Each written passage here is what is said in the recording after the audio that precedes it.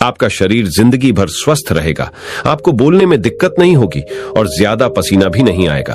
आपको गले में कफ भी नहीं होंगे। बस आपको महात्मा गौतम बुद्ध ने कई सालों पहले बताए भोजन के ये नियम अपने जिंदगी में अपनाने होंगे।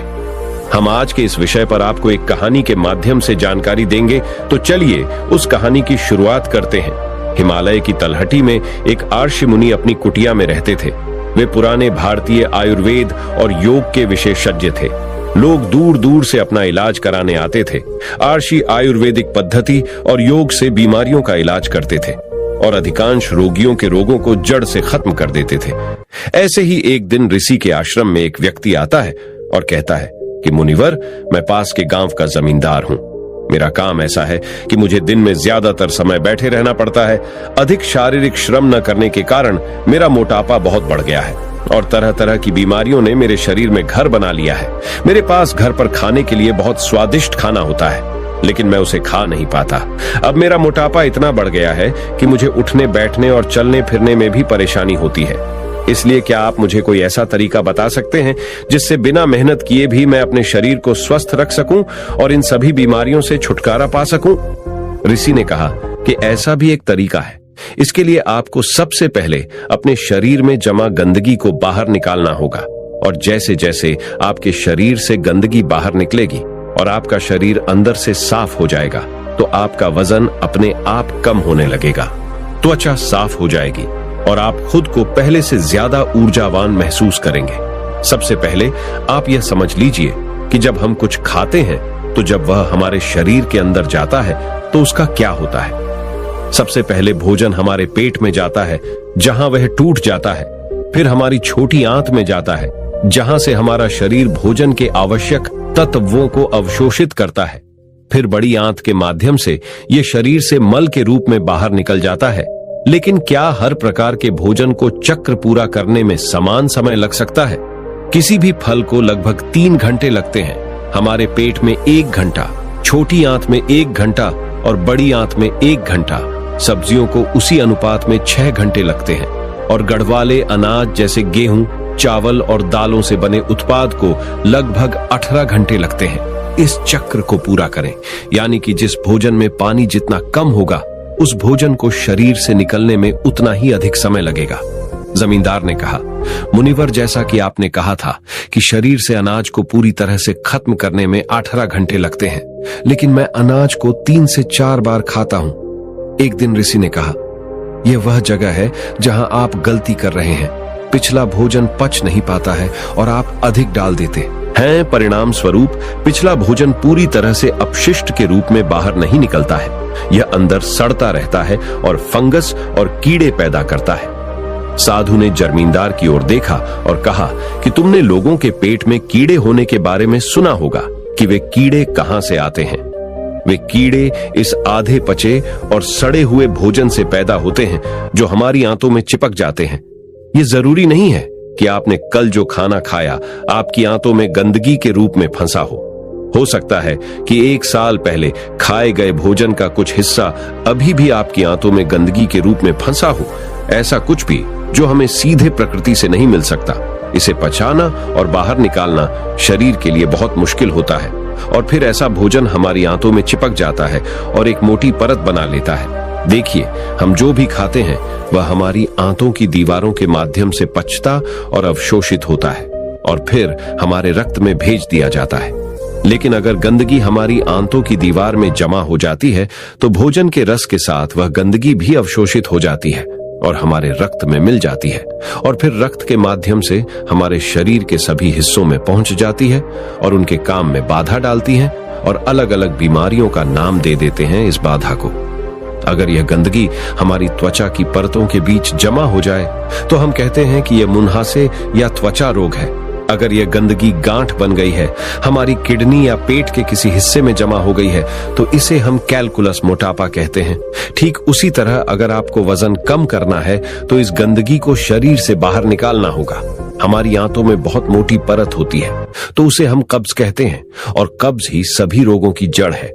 इसी प्रकार जब यह गंदगी हमारी श्वासनली में जमा हो जाती, फिर हम इसे अस्थमा कहते हैं। तो असल में कहने का मतलब यह है कि यह गंदगी ही हमारे शरीर की सभी बीमारियों की जड़ है और अगर हम इस गंदगी को शरीर से बाहर निकाल दें तो हम अपनी सभी बीमारियों से छुटकारा पा सकते हैं, क्योंकि जो शरीर अंदर से साफ है उसे कोई बीमारी नहीं हो सकती है। ऋषि ने अपने शरीर की ओर इशारा करते हुए कहा कि हमारा यह शरीर एक आदर्श डिजाइन और एक है प्रकृति का अनमोल उपहार है। कुछ समय बाद हम अपने शरीर को मां प्रकृति को लौटा देंगे, इसलिए हम सभी की जिम्मेदारी है कि जब तक हमारे पास ये शरीर है हम इसे स्वच्छ और स्वस्थ रखें और इसे वैसे ही वापस दें जैसे मां प्रकृति ने हमें दिया है। ऋषि ने आगे कहा कि इंसानों ने प्राकृतिक भोजन किया है। पदार्थ लाखों वर्षों तक सीधे रहते हैं, इसीलिए मानव पाचन तंत्र भी उसी के अनुसार विकसित हुआ। यानी हमारा शरीर कच्चे प्राकृतिक पदार्थों के लिए बना है, लेकिन अपने स्वाद के चक्कर में हमने इसमें ढेर सारी गंदगी डालनी शुरू कर दी है। तो आपका पहला काम इस गंदगी को शरीर से बाहर निकालना है। और फिर दूसरी बात यह है कि इसमें सही खाना डाला जाए। लेकिन मकान मालिक ने कहा, लेकिन मुनिवर शरीर से गंदगी कैसे बाहर निकालें? ऋषि ने कहा कि इसके लिए सबसे पहले आपको दिन में 16 घंटे का उपवास करना होगा। ऋषि ने जमींदार की ओर देखा और कहा, 16 घंटे का नाम सुनकर डर मत जाना। उपवास आप इसे बहुत आसानी से कर सकते हैं। देखिए, वह शक्ति जो हमारे शरीर के अंदर से गंदगी को बाहर निकालती है, वह वजन कम करेगी, बीमारी को ठीक करेगी, वह हमारे अंदर है। यह किसी दवा या दवा में नहीं है। और उपवास करके हम उस शक्ति को अपना काम करने के लिए समय देते हैं। देखो, जब एक आदमी की हड्डी टूट जाती है तो हम उस हड्डी को आराम देने के लिए उसे बाहर से बांध देते हैं ताकि वह हड्डी अपनी जगह पर रहे, और कुछ दिनों के बाद वह हड्डी अपने आप जुड़ जाती है। ऐसा नहीं था कि हमने उस हड्डी को जोड़ने के लिए उस पर कोई दवा लगाई थी। तो फिर उस हड्डी को किसने जोड़ा? यह हमारे भीतर की जीवन शक्ति को जोड़ती है। यह जीवन शक्ति बहुत मजबूत है। सोचिए, अगर यह जीवन शक्ति हमारी हड्डियों को जोड़ सकती है तो क्या यह हमारे अंदर की गंदगी को बाहर नहीं निकाल सकती है? क्या यह पत्थर को नहीं तोड़ सकती है? निश्चित रूप से यह ऐसा कर सकती है। जब जीवन शक्ति ने अपना काम करना शुरू कर दिया है तो यह किसी भी बीमारी को ठीक कर सकता है, चाहे बीमारी कहीं भी हो और कितनी भी पुरानी हो। सबसे पहले आप यह समझ लें कि जीवन शक्ति कैसे काम करती है। जीवन शक्ति एक समय में एक ही काम अच्छे तरीके से कर सकती है, या तो भोजन पचाने का काम, या फिर काम पचाने का काम, आंतरिक मरम्मत का, या शरीर का उपचार। लेकिन दुर्भाग्य से ज्यादातर लोग हर समय खाते रहते हैं और इस जीवन शक्ति को अपना दूसरा काम करने के लिए समय नहीं देते, क्योंकि जैसे ही भोजन हमारे अंदर जाता है, जीवन शक्ति उस भोजन को पचाना शुरू कर देती है। हमने सुबह नाश्ता किया, जीवन शक्ति इसे ठीक से पचा नहीं पाती, और हमने दोपहर का खाना खा लिया, वह भी पचता नहीं, और हमने शाम को फिर खा लिया, वह भी नहीं पचता, और हमने रात का खाना खा लिया। इस प्रकार प्राण शक्ति 24 घंटे सातों दिन रात भोजन पचाने में लगी रहती है। उसे कभी भी शरीर की बीमारियों को ठीक करने और शरीर में जमी गंदगी को बाहर निकालने का मौका नहीं मिलता। इसलिए यदि हम चाहते हैं कि जीवन शक्ति हमारे शरीर पर अपना कार्य करे, तो हमें उसे प्रतिदिन कुछ समय के लिए भोजन पचाने के कार्य से मुक्त रखना होगा, और हम 16 घंटे का उपवास करके ऐसा कर सकते हैं। अगर आप रात का खाना 8 बजे खाते हैं तो कोशिश करें कि 12 बजे तक कुछ भी ना खाएं। यदि आप 12 बजे तक भूखे नहीं रह सकते तो आप अपने सुबह के नाश्ते में थोड़ा सा जूस या नारियल पानी ले सकते हैं।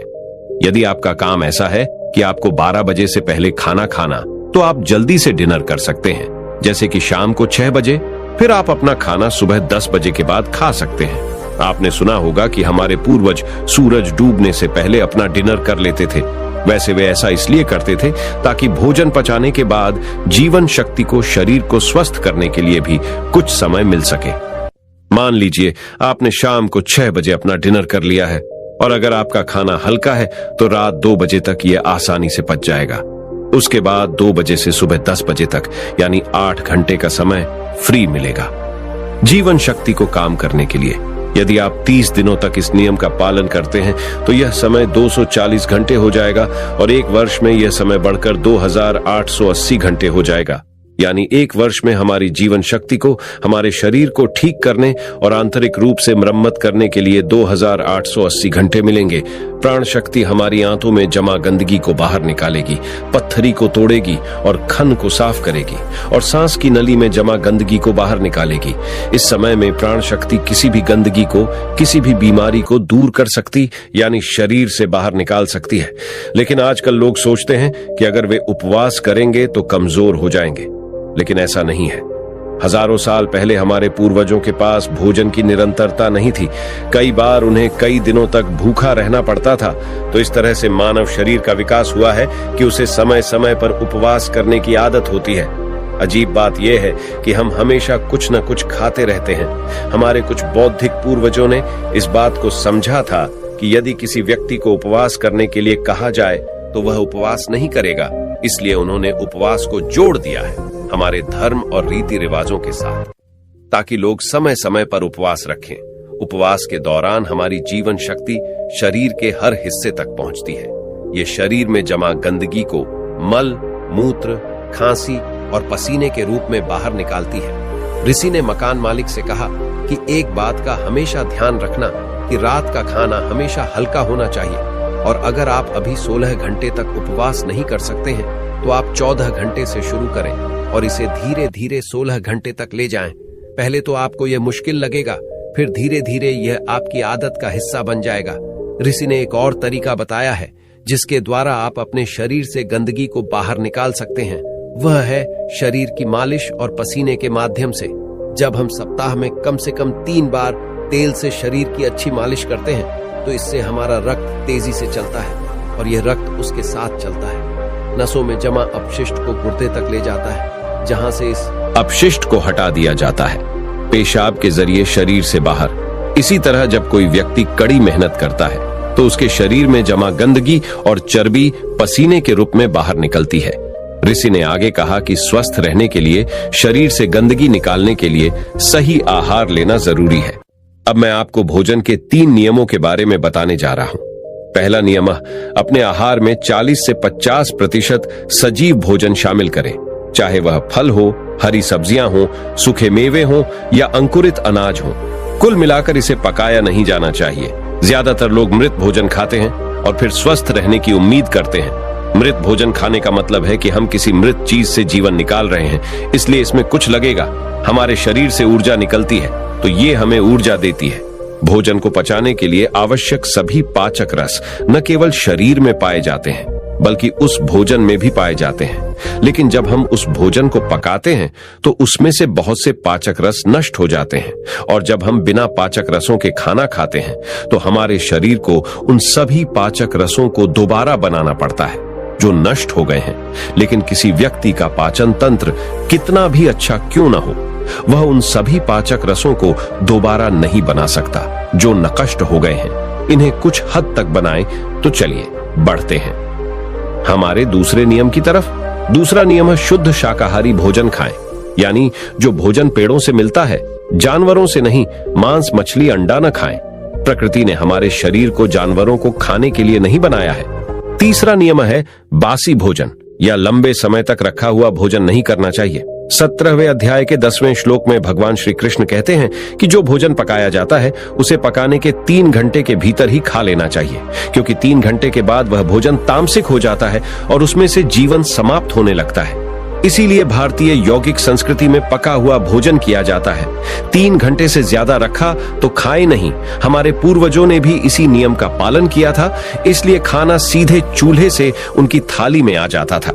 लेकिन आजकल ज्यादातर लोग सुबह का खाना शाम को खाते हैं और रात का बचा हुआ खाना सुबह खाते हैं और कई बीमारियों को निमंत्रण देते हैं। ऋषि ने जमींदार के चेहरे की ओर देखा और कहा कि यदि तुम नियमों का पालन करोगे तो तुम्हारी बीमारी भी ठीक हो जाएगी और तुम भी ठीक हो जाओगे। तो दोस्तों, आप भी स्वस्थ रहें और कभी बीमार न पड़े। तो दोस्तों, उम्मीद करता हूं आपको इस कहानी से एक अच्छी सीख मिली होगी। ये कहानी आपको कैसी लगी हमें कमेंट बॉक्स में कमेंट करके जरूर बताएं, और साथ ही इस कहानी को अपने दोस्तों के साथ जरूर शेयर करें ताकि उन्हें भी इस कहानी से कुछ सीखने को मिल सके। और हमारे चैनल को सब्सक्राइब करना ना भूलें। और इस वीडियो को देखने के लिए आपका बहुत बहुत धन्यवाद।